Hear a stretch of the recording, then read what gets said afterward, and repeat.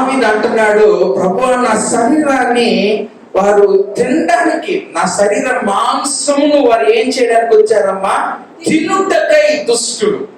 చివరికి శరీరాన్ని కూడా తినేయాలనుకుంటారు. నా ఆస్తులు అంతస్తులు అన్ని తింటున్నారు, నాకు ద్రోహం చేస్తున్నారు, నాకు అన్యాయం చేస్తున్నారు, చివరికి నా శరీరాన్ని కూడా తినాలని చూస్తున్నారు ప్రభువా, కానీ నీవు నా పక్షముగా ఉన్నావు. హల్లెలూయా.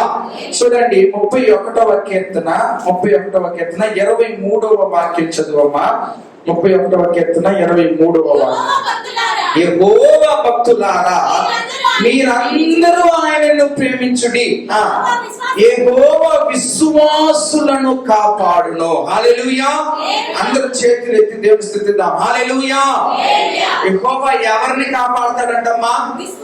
విశ్వాసులను.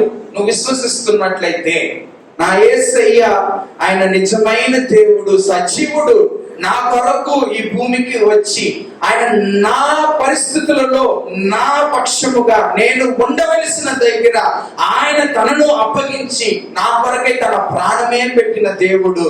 ఆయన నా దేవుడని విశ్వసించు ప్రతి ఒక్కరిని కాపాడువాడు యెహోవా. హల్లెలూయా.